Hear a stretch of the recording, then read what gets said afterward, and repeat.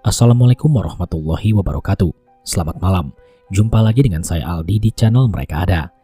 Dimanapun kalian berada, saya doakan semoga kalian dalam kondisi sehat dan selalu diberikan kemudahan dalam menjalankan segala aktivitas. Kali ini kita akan lanjut part 5 cerita tentang bertaruh nyawa di alas demit. Bagi teman-teman yang belum menyimak part 1 sampai part 4 bisa menyimaknya melalui link yang sudah saya taruh pada kolom deskripsi. Support juga channel Mereka Ada dengan cara menekan tombol subscribe dan menyalakan lonceng notifikasinya, supaya teman-teman gak ketinggalan setiap video yang upload di channel ini. Sudah siap? Kalau gitu tanpa banyak basa-basi lagi, mari kita mulai ceritanya. Bau semerbak wangi menyambut kedatangan mereka bertiga saat kembali ke dalam hutan. Aura-aura seram sangat ketara mereka rasakan. Kelana melangkah dengan tangkas, berjalan paling depan. Suara angin berhembus dan menghantam pepohonan hingga membuat banyak dedaunan gugur di atas tanah. Kelana sedikit was-was dan baru saja melangkah, tapi sambutannya seperti kurang ramah. Kita harus mencari pohon kembar yang di dekatnya ada batu besar. Itu petunjuk pertama dari Bu Utari, ucap Jafar. Oke, sekarang kita cari ya, jawab Kelana. Walau sudah jauh dari desa murni, Kelana masih saja memikirkannya. Wanita yang mampu meluluh lantahkan hatinya meski baru bertemu di hutan ini. Far, ini jalannya udah benar. Dari tadi aku hanya jalan lurus aja. Iya sih, benar. Dari catatanku ini benar. Tanda-tanda yang dijelaskan Bu Utari masih bisa aku lihat sejak tadi. Nanti beberapa meter sebelum lembahan kita ke barat. Walau sudah berada di hutan itu adalah pertama kali bagi mereka bertiga, Kelana sudah mampu membaca arah mata angin dari tanda-tanda alam di sekitarnya, yaitu dari lumut yang menempel di setiap batang pohon-pohon besar. Lumut akan berwarna hijau di sisi sebelah timur dan akan menguning gelap jika berada di sebelah barat. Ternyata dengan petunjuk-petunjuk yang diberikan oleh Bu Utari, berjalan di hutan yang hampir tak ada kehidupan manusia ini terasa lebih mudah dan terarah. Sekarang mereka bertiga ibarat sedang melakukan sebuah wahana yang mengharuskan mereka sampai pada misi-misi yang perlu dilewati dan harus dituntaskan agar keluar dari ketersesatan mereka. Nah, di sini ada pohon berjejer 3. Tepat di sini kita ke arah barat. Gak jauh setelahnya kita akan bertemu dengan pohon kembar, ucap Zafar. Kamu yakin benar? Tanya Sanjaya. Ya, lihat aja kalau gak percaya, balas Jafar. Kelana kemudian menghentikan langkahnya, memeriksa tanda-tanda alam di sekelilingnya. Setelah menemukan arah, ia melanjutkan jalan lagi. Hutan kini semakin rapat saat semakin jauh masuk ke dalam hutan. Meski waktu masih terbilang siang karena saking rapatnya hutan, sinar matahari pun enggan masuk sampai ke dasar hutan. Jadi meski masih siang, sudah seperti surup jika di sini. Gila, gelap banget hutan ini, tandas Jafar. Diam, jaga mulutmu Far, tegur Sanjaya. Pohon kembar, ada berapa kembarnya Far? Tanya Kelana. Zafar melihat catatannya. Bu Utari sih nggak nyebutin berapa jumlahnya. Beberapa puluh meter dari situ, di salah satu sudut hutan yang masih sedikit terbuka, Kelana dan Zafar melihat 2 pohon tinggi menjulang bersebelahan. Namun memang terlihat seperti pohon biasa, akan tetapi berukuran besar dan memiliki tinggi paling tinggi daripada pohon-pohon di sekitarnya. Tapi Kelana tak mampu melihat ujung pohon kembar itu karena diselimuti oleh kabut. Jika dilihat dari jauh, mirip seperti pintu raksasa yang berada di tengah hutan. Apa itu ya? Celetuk Zafar. Bisa aja sih, ya udah, kalau gitu kita jalan terus, ajak Kelana. Semua terasa biasa saja, tanpa ada kejanggalan apa-apa. Namun semuanya berubah, manakala semakin dekat dengan pohon kembar itu. Kelana mulai merasakan energi negatif di dekatnya, dan ternyata memang benar, ada banyak penjaga tersebar di sekitaran pohon kembar tersebut. Apa kalian ingat, bagaimana pertama kali kita ketemu demit di awal perjalanan kemarin? Pertanyaan aneh dilontarkan Kelana tiba-tiba. Hah? Maksudmu gimana? Zafar menggeleng tidak paham. Lihat di depan sana, mereka udah menunggu kedatangan kita, ucap Kelana. Gerombolan pocong hitam mirip seperti yang sempat mengejar mereka kemarin, kali ini kembali terlihat lagi. Pocong-pocong dengan wujud dan muka yang gosong legam menatap mereka bertiga dengan wajah yang sangat menyeramkan.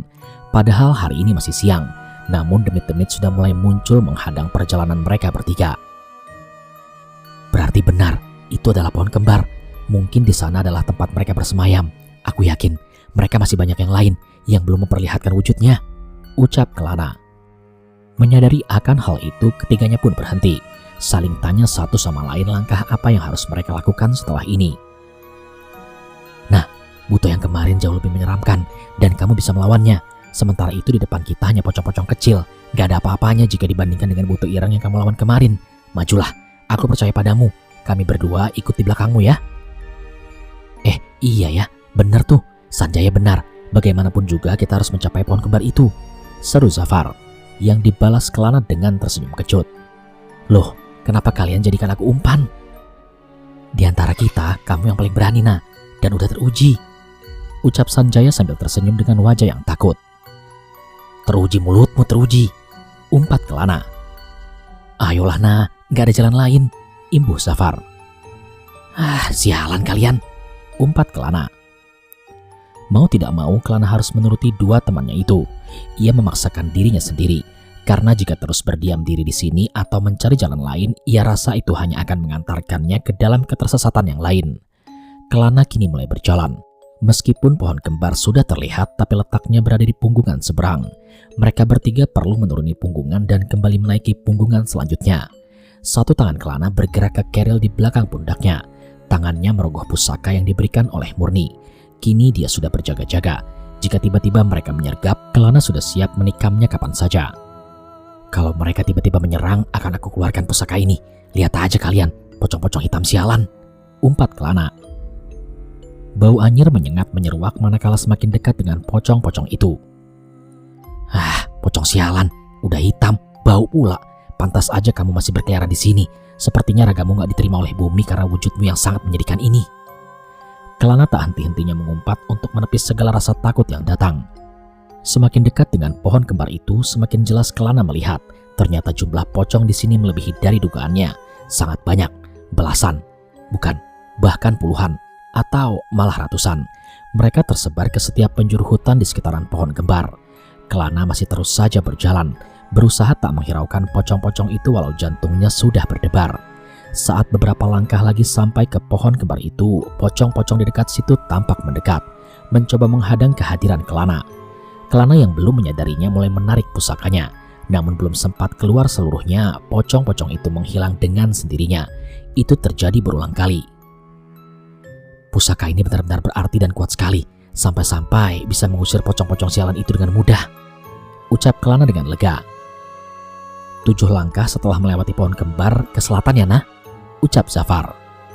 Kelana baru menyadari jika jalan yang harus ia lalui berada di celah antara dua pohon kembar itu. Saat melewatinya, Kelana merasakan hawa yang berbeda dari sebelumnya. Wilayah setelah pepohonan kembar seperti dimensi yang berbeda. Hati-hati ya, aku merasa hawanya berbeda dari sebelumnya, ujar Kelana dengan keadaan tangan yang masih berjaga-jaga. Setelah berhasil melewati pohon kembar dan tak ada lagi pocong-pocong yang terlihat, Kelana menghentikan kakinya, mengajak Zafar dan Sanjaya untuk beristirahat melepas lelah sebentar, sambil memakan perbekalan yang dibawakan oleh Ibu Utari. Udah siang, kita istirahat dulu dan makan siang ya, ajak Kelana. Berapa lama lagi kita di hutan ini, Far? Tanya Sanjaya. Masih berapa titik lagi sih? Aku nggak tahu seberapa jauhnya. Tapi setelah pohon kembar, Bu Utari menyuruhku untuk menandainya dengan tanda seru. Apa ya artinya? Memangnya kamu gak nanya tadi sama Bu Utari? Beliau sih cuma bilang, nanti kita juga akan tahu sendiri. Ya udah, coba lihat, pinta Kelana. Beberapa menit ia melihatnya sambil berpikir, apa maksud dari tanda ini? Mengajak? Apa mungkin artinya mengajak? Rasanya tidak mungkin. Atau hati-hati, peringatan? Ini pasti tanda peringatan, ucap Kelana pada Sanjaya dan Zafar. Peringatan? Peringatan dari apa? Tanya Zafar. Aku rasa akan ada banyak kejutan setelah ini, tapi jangan kalian harap. Kejutan ini seperti kejutan ulang tahun yang biasa kalian nikmati. Bersiaplah dengan segala kemungkinan yang buruk, ujar Kelana. Nah, bagaimana jam tanganmu? Apakah hidup? Tanya Zafar. Kemudian Kelana melihatnya. Dan di situ yang ia lihat hanyalah kacanya yang penuh dengan air embun dan jarumnya tak lagi berputar. Mati, entahlah rusak atau memang hutan ini yang mematikannya. Matahari kini perlahan turun, tandanya sudah masuk waktu sore. Mereka bertiga mulai bergerak lagi. Kelana mengambil nafas dalam lalu membuangnya. Ia gendong lagi Carel dengan muatan yang lumayan. "Ayo kita lanjut," ajak Kelana. Melakukan perjalanan ini tak hanya cukup dengan fisik saja, tapi juga perlu diiringi dengan mental dan tekad setebal baja, serta doa yang terus terucap sepanjang waktu. Jika semua itu tidak ada, hanya akan mengantarkan nyawa pada pelukan semesta. "Di peta yang aku gambar, setelah ini kita akan masuk wilayah hutan yang lebat dan ada sungai kecil di sana," ucap Zafar. Tapi kurasa nanti akan sulit." "Maksudmu apa?" balas Kelana. "Akan ada banyak demit yang menyambut kita di sana."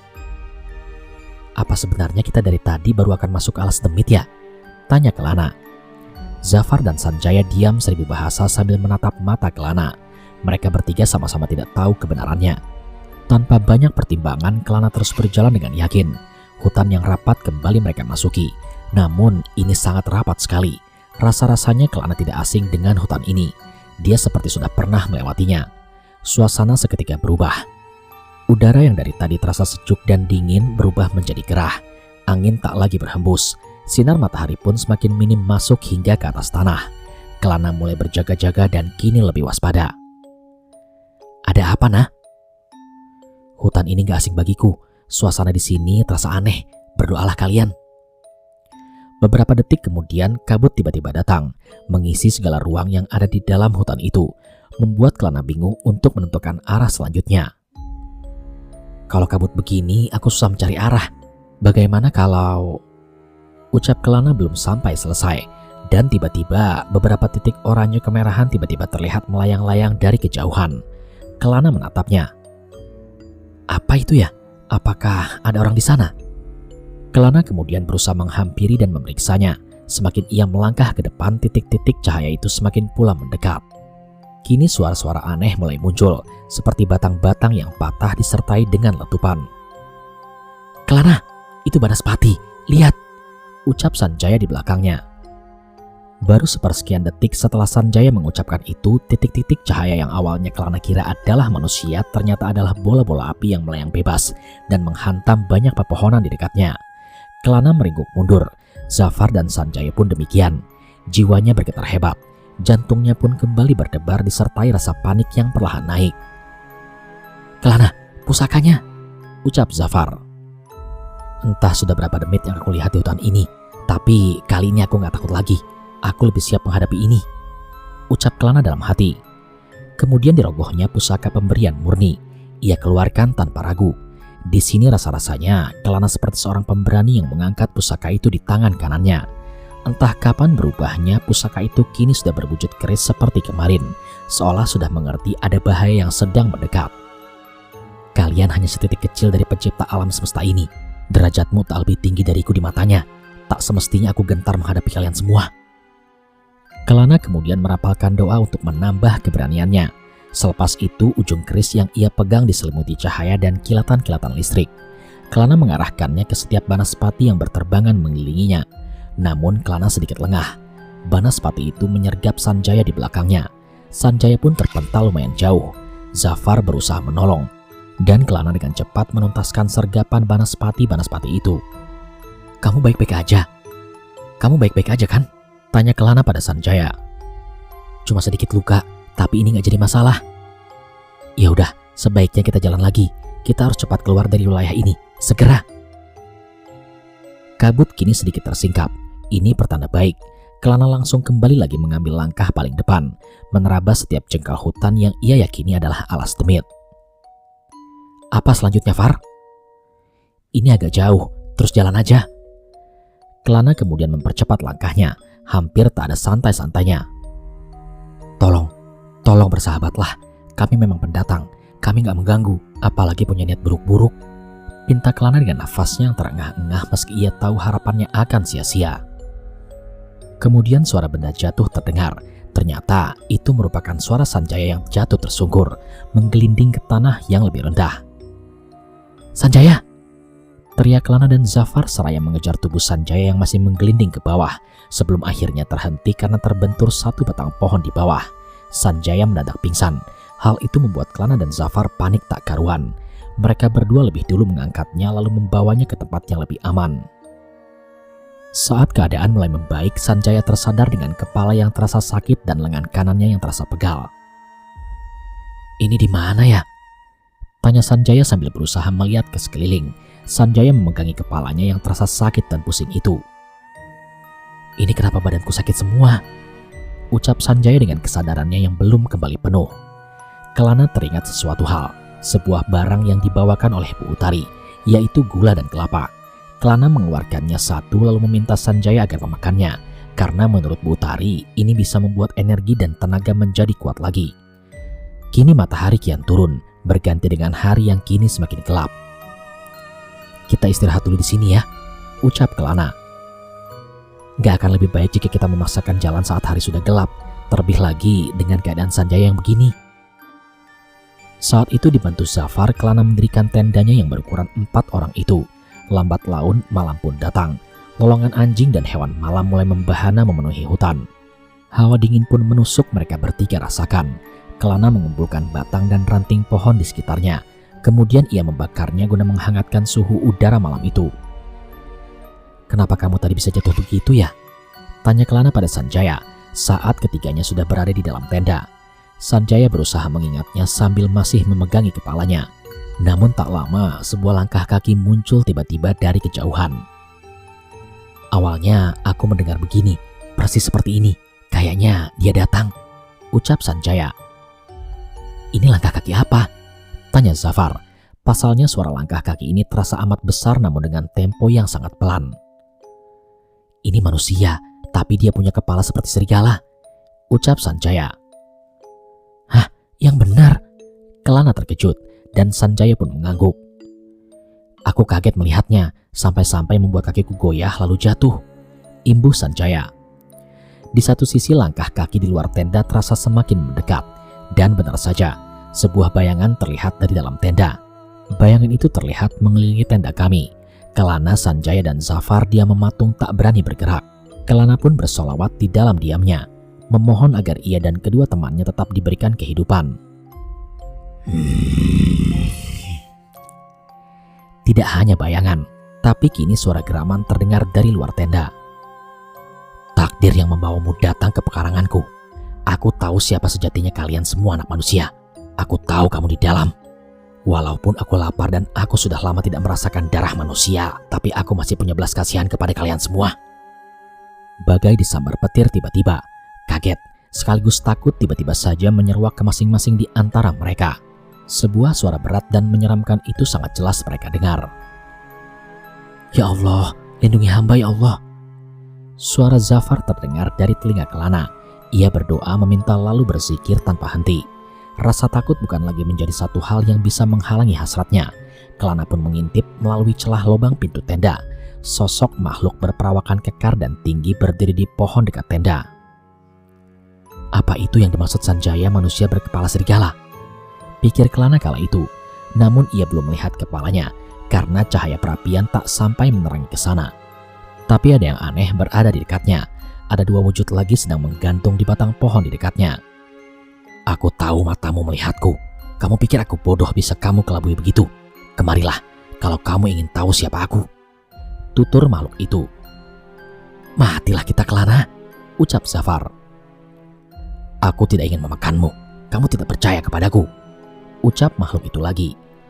Kelana pun keluar, membawa sebilah pusaka yang ia masukkan ke dalam celah pinggangnya. Makhluk itu tertawa, dan ternyata benar. Dia adalah makhluk yang dimaksud oleh Sanjaya. Tubuhnya besar dan kekar, namun berkepala serigala. Bagai hewan buas yang lapar yang baru saja melihat santapannya, dia pun berlari menghampiri Kelana, lalu mencengkram tubuhnya dengan kedua tangannya. "Kamu menipuku, dasar licik. Aku akan membunuhmu. Kamu akan menyesalinya karena menangkapku," gertak Kelana meskipun ia tahu ancamannya tidak berarti apa-apa. "Sombong kamu bocah. Berani-beraninya kamu masuk ke pekaranganku, lalu kamu mengancam untuk membunuhku," ucap makhluk itu dengan wajah yang beringas. Matanya yang merah menyala dan mulutnya yang penuh dengan air liur itu seakan haus akan darah dan segera ingin memangsa Kelana yang kini berada dalam cengkramannya. Makhluk mengerikan itu pun menyeringai kepada Kelana, memperlihatkan gigi-gigi taringnya yang panjang dan siap mencabik-cabik tubuh Kelana kapanpun dia mau. "Baumu wangi anak manusia. Sudah lama aku tidak merasakan darah dan daging manusia sepertimu dan bisa membuat aku kenyang untuk belasan tahun. Apakah ini adalah akhir dari hidup Kelana? Akankah ia mati dikoyak-koyak dan menjadi beberapa bagian oleh manusia serigala itu? Kini Kelana berusaha memberontak, tapi usahanya tidak berarti apa-apa. Kini ia berada di antara hidup dan mati. Semakin lama cengkramannya semakin kuat mencengkram tubuh Kelana, sampai-sampai membuatnya susah hanya untuk sekedar bernafas. Ya Allah, kekejaman apa lagi yang akan menimpaku dan kedua temanku? Ucap batin Kelana, dan tanpa ia sadari, tetesan air mata mengalir membasahi pipinya. Kamu ingin tahu siapa saya? Aku demit di alas demit. Semua demit di sini tunduk denganku. Merasakan darah manusia bisa menambah kesaktianku. Siap-siap. Sekarang kamu dan setelah itu teman-temanmu yang akan menjadi santapanku. Ucap makhluk itu sambil terus tertawa. Dengan sekuat tenaga, Kelana pun berusaha bergerak untuk dapat meraih pusaka di belakang tubuhnya. Ia terus bersolawat dan berdoa. Namun demit di depannya ini masih terasa kuat dan tak memberikan celah sedikit pun. Kelana dalam posisi dijebak. Sekarang ia harus melawannya dengan cepat. Karena jika tidak... Belum selesai Kelana berpikir, satu temannya tiba-tiba saja muncul dari belakang, lalu menendang manusia serigala itu hingga terpental sangat jauh. Beruntung Kelana sudah sempat melompat saat cengkramannya terlepas. Sanjaya, apa yang kamu lakukan? Teriak Kelana seraya menghampirinya. Namun apa yang Kelana lihat benar-benar berbeda dengan Sanjaya yang biasa ia lihat. Kelopak matanya membelalak lebar, pupil matanya mengecil, lalu sikapnya sangat berbeda dari biasanya. Siapa kamu? Kenapa bersemayam di tubuh temanku? Gertak Kelana. Cah Bagus, apa kamu tidak mengenaliku? Tanya sosok yang berada di dalam tubuh Sanjaya. Kelana merasa tak asing dengan suara itu. Rasa-rasanya ia belum lama mendengar suara ini. Kelana pun berusaha mengingatnya. Seusai perkiraanku, jika perjalananmu ini tidak akan mudah, makanya aku memantaumu dari jauh, Cah Bagus. Kelana mengingatnya, tapi ia masih saja belum menyadarinya. Pejamkan matamu jika kamu ingin melihat siapa sebenarnya aku. Meski bingung, Kelana pun segera menurut lalu memejamkan matanya. Dalam keadaan terpejam, Kelana bisa melihat sosok wanita paruh baya yang baru saja melepasnya tadi pagi. Bu Utari, apa benar itu ibu? Sanjaya kini tersenyum menyeringai.